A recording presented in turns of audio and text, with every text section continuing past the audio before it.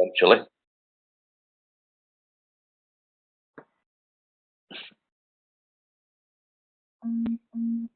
Let me make that smaller.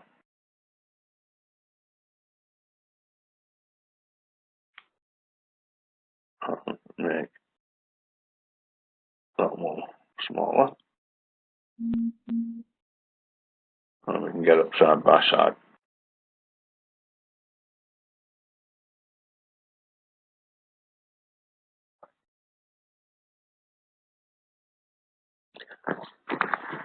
So on part one, it is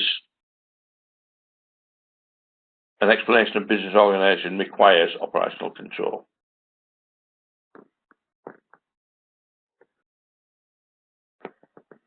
Operational plans.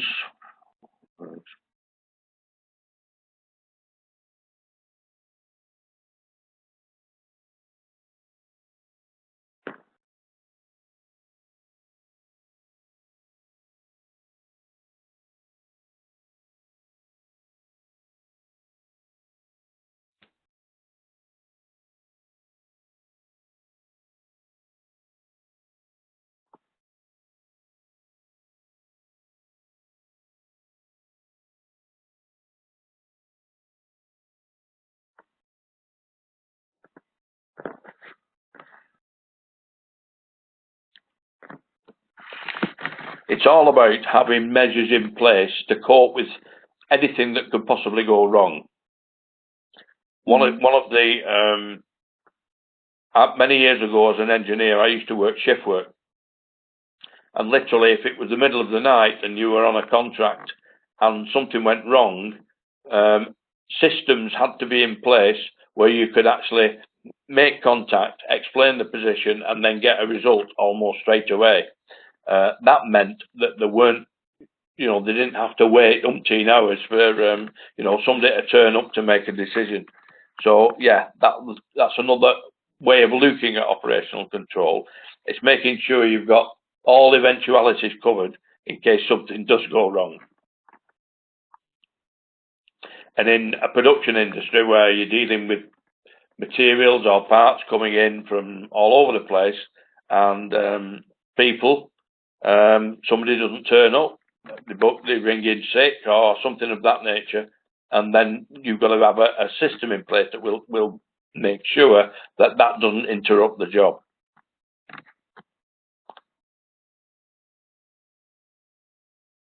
Yeah.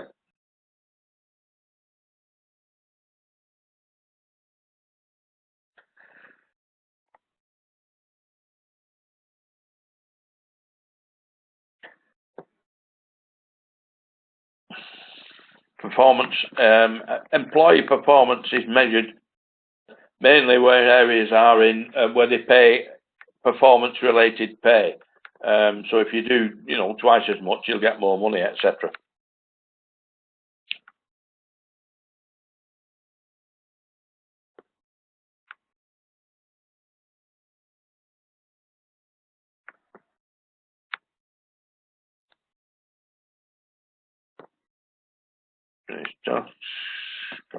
Control checks to take action before any loss is done. This is the bit I was talking about, really. Concurrent control, where you have a system in place to make sure that action is taken before loss or something goes wrong.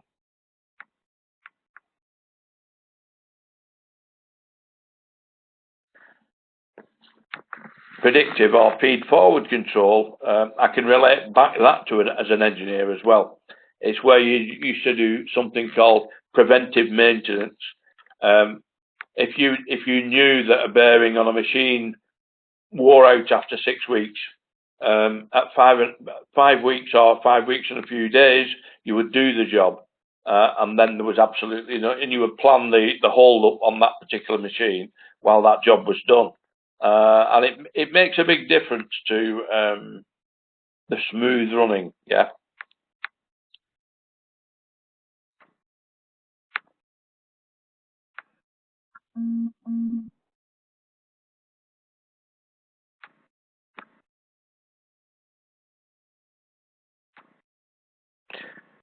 Yeah.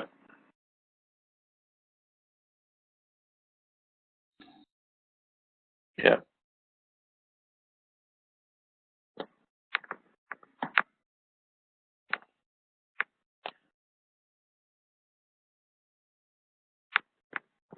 Yeah. Hierarchy process.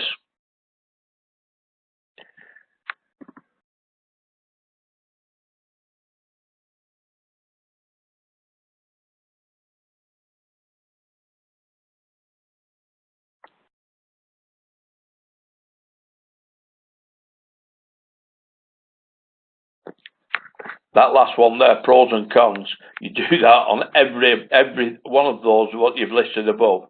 The pros and cons will be put forward at all stages on the influence diagrams, yeah.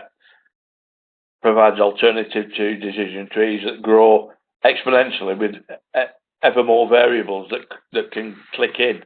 Like I said before, you might have an issue with materials, and then somebody doesn't turn up.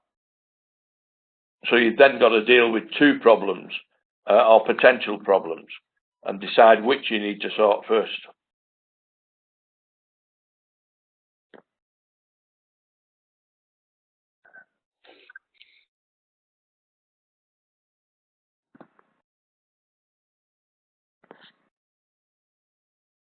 Yeah.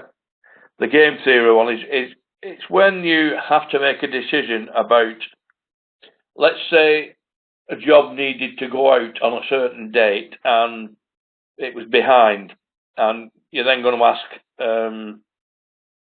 other people to put more hours in to actually clear the backlog, and then you've got to look at the likely response from those participants as well. Yeah. Yep.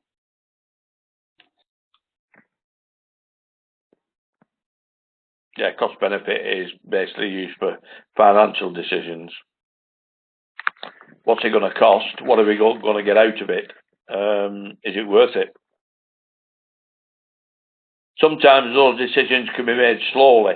I mean, these are not fast decisions. These are where a decision has to be made, but we've got, there is some time involved. Some of the earlier ones where instant decisions were going to be needed, and you have to have the systems in place for the managers to be able to cope with that. Mm. Yeah, budgeted for capital investments and decisions on there. These are all slowly made decisions. Yeah.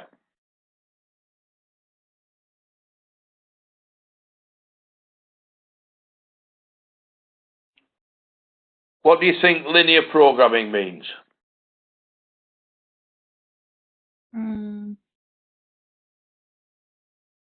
Not sure. It's where you've got any system in place that requires materials or anything that comes in from elsewhere, and it has to arrive at a certain time. And some of those can be called just in time, Kanban. There's one or two more where materials have to arrive in a certain order in a certain time, and that programming has got to be done to make sure that the timeline behind all those is organised and doesn't fail. Mm.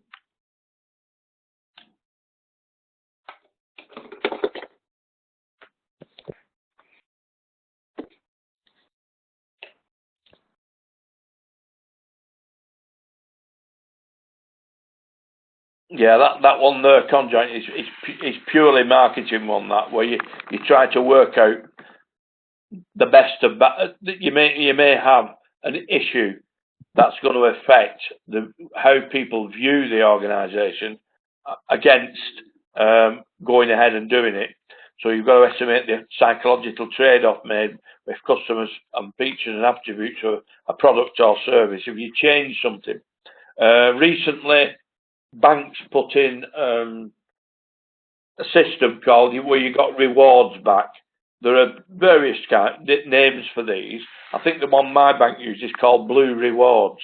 And all of a sudden, fair enough, they've put these things in place so you get these cashbacks for certain things, but they've suddenly raised the cost of it you pay a fee, I think it is, of £3 a month, and they've suddenly put that up to £4, which if you look at it one way and think, well, it's only £1, and then you look at it another way and say, well, hang on, that's a 30% increase, yeah?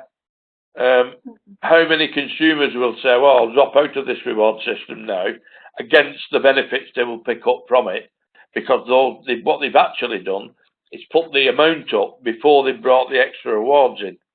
So, yeah, that's the sort of thing where they've made that decision on that basis.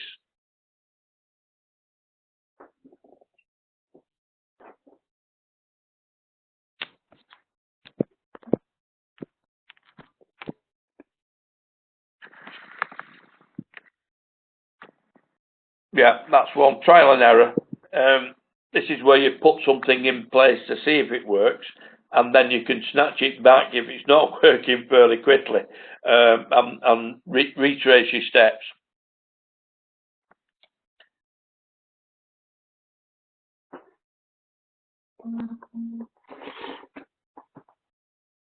A lot of the time, certainly in any production area, changes have to be made. In systems, it might be a car plant is a good example, where it starts at one end with the body being put together to the thing being driven down to the exit bay at the end.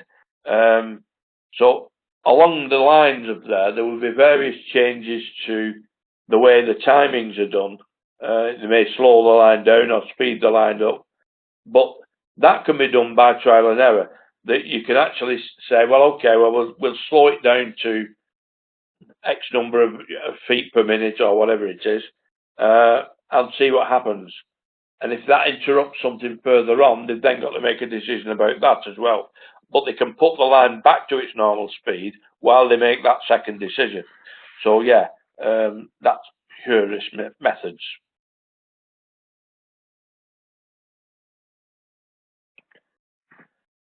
Again, scientific method, yeah, I mean, this is where you'll get a bunch of people together usually, and it's a problem-solving technique around a specific issue that they are all knowledgeable about.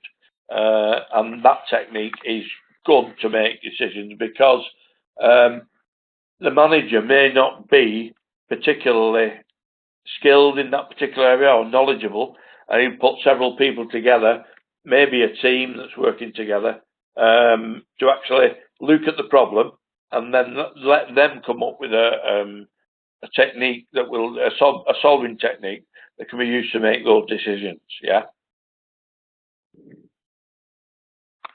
Right. So, got the purpose decisions based on impacts.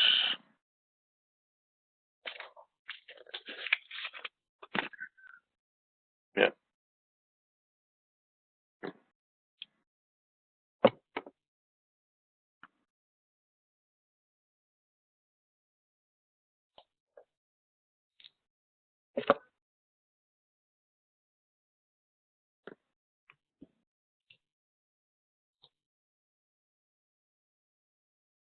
Right.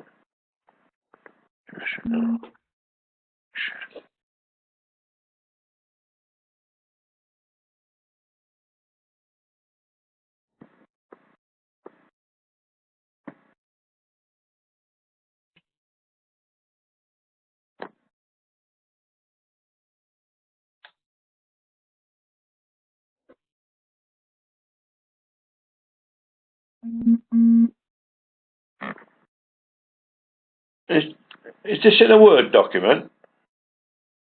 Yeah. Yeah, okay. I'm just wondering why I can't change that.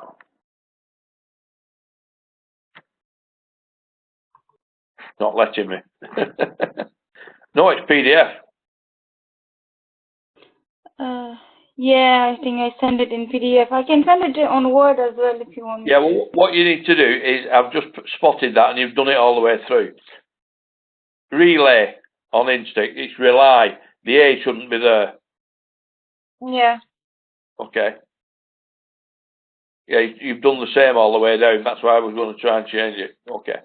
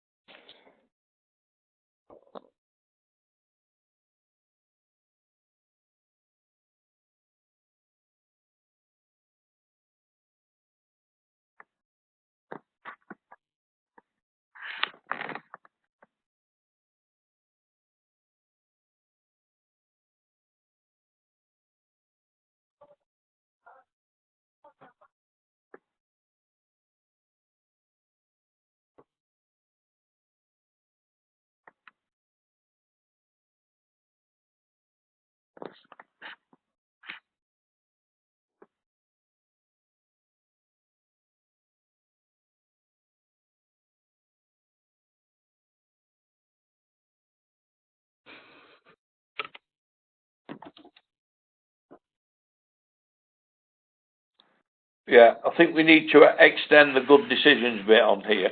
This is looking at a description of good and poor business decisions. So it needs some examples in there. You can research some of those quite easily on with companies on things that went wrong. I'll try and just think one from the back of my head there that I've gone on before on this. Yeah. If you remember, it's about 2 years ago now, one of the big oil companies, I think it was BP, had a spillage operation in the Caribbean. I don't know whether you remember it or not, but it was quite a bad spillage. Instead of just dealing with it, the manager in charge, which is the CEO, actually decided he would deal with it.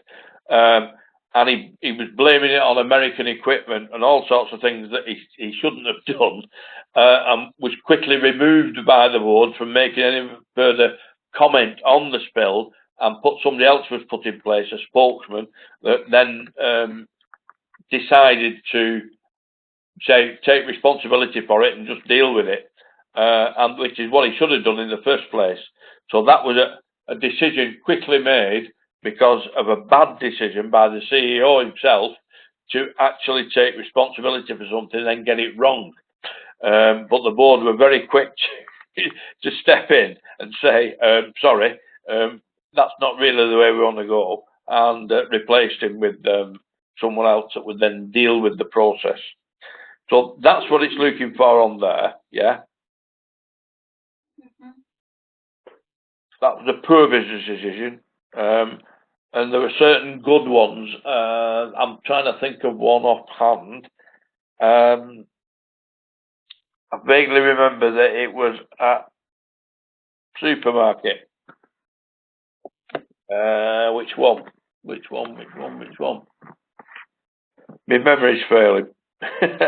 It was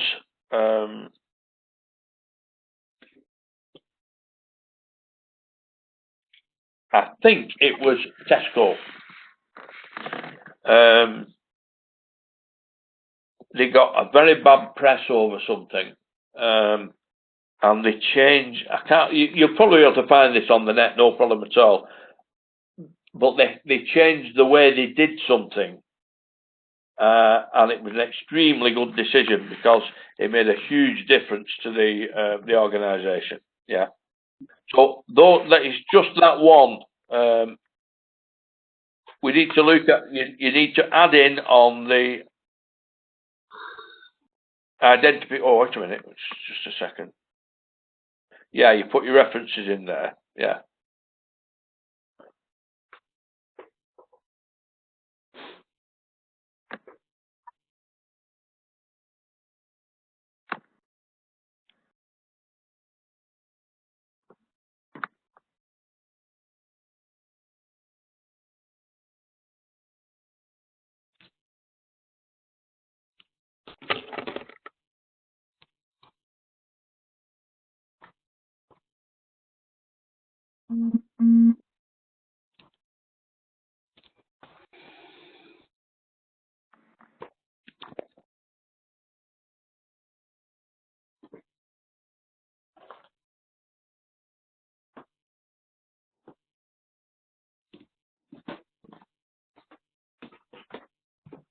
Yeah, it's a three-stage loop. That's better. Yeah, so that's the only thing that I can pick up on there is on that last bit. It needs a couple of examples in of where businesses have made good and in opposite poor decisions. What you put in is fine. It just needs adding. That's all. Yeah.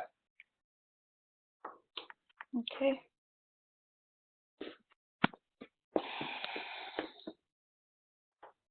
And that, with your references in, will cover it. That's fine. I can't see any problems there at all. That's the only ball on that last bit. That's all. We need a couple of examples in there at merit grade, at merit range. Always ask for examples. Yeah.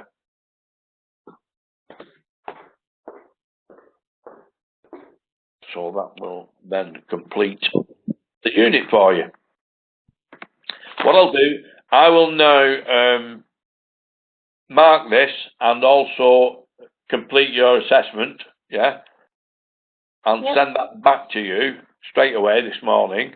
And if you'll just send me the added bit when you've done that, as soon as you've done it, just send it over to me. I'll put that in as well. Is that okay? All right. Yeah.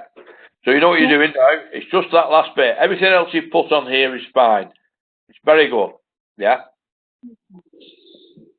It just needs 2 examples now of good and poor business decisions, actual ones that will finish that off. Yeah. What you put on here is right, so add it in before your references from here. You can just go on to say a couple of examples of this are, and then say, and then just put what they are. All right. Okay. Let's see if I can find some. Yeah. There'll be. What I'll do, I'll have a look as well on there. And if I'm not, I'm working from home this morning, so what I'll do is I'll have a quick look around there and give you some ideas. Is that okay? No problem. Thank you. Okay. Have you any questions for me today before we close? No, I'm all right. Thank you. You're okay for that? Okay, that's excellent. Good piece of work. As I said, I'll mark this now and come back to you with some ideas. Yeah. Perfect. Thank you. Okay, speak later. All right. Thank you. Bye for now. Thank you. Bye.